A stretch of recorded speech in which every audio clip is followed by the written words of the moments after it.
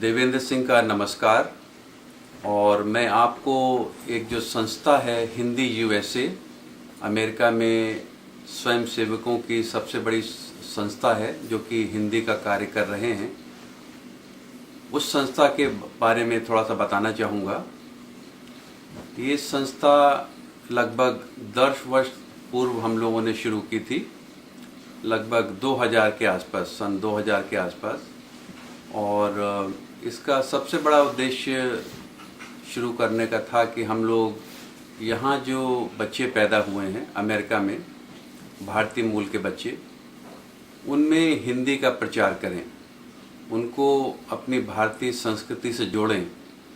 और मैंने और मेरी पत्नी रचिता सिंह ने ये सोचा कि हिंदी सिखाकर अपनी संस्कृति को बचाना है तो हम लोग ये काम कर सकते हैं। तो ये उद्देश्य था। हम लोगों ने अपने बच्चों को भी हिंदी सिखाई, हमारे 2 बच्चों को, और उसके बाद हम लोग इस काम को फैलाना चाहते थे और हिंदी यूएसए संस्था की स्थापना हुई। और अभी लगभग हम लोगों के 30 स्कूल चल रहे हैं, 30 पाठशालाएं चल रही हैं। और इसके अलावा कुछ और लोग भी हिंदी का कार्य करते हैं, हम लोग उनकी सहायता करते हैं।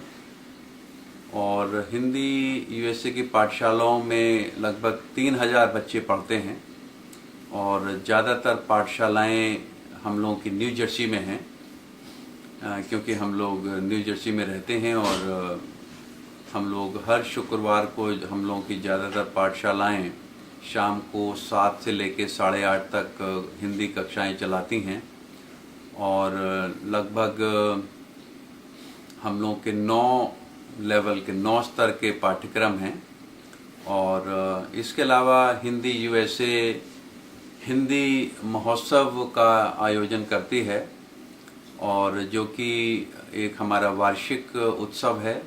इसमें हिंदी यूएसए में पढ़ने वाले विद्यार्थी अपनी कला का प्रदर्शन करते हैं, हिंदी कला का, हिंदी बोलने की क्षमता, हिंदी पढ़ने की क्षमता, विभिन्न प्रकार की प्रतियोगिताएं भी हम लोग आयोजित करते हैं। और इसके द्वारा हम लोग बच्चों में आत्मविश्वास लाने का प्रयास कर रहे हैं, उनमें लीडरशिप पैदा हो और स्टेज में आके बोलें। और यही मुझे लगता है कि हम लोग के जो सक्षम कार्यकर्ता हैं उनको सारा श्रेय जाता है हिंदी यूएसए को बनाने का।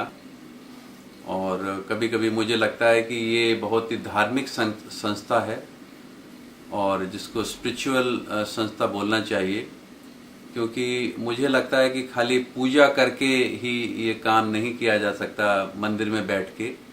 इससे अच्छी पूजा और कोई नहीं हो सकती। हम लोग आने वाली पीढ़ी को सक्षम बना दें। तो मैं चाहूँगा और भी लोग हिंदी यूएसए से जुड़े और इसमें हम लोग जो काम कर रहे हैं उसमें हमारी सहायता करें। धन्यवाद।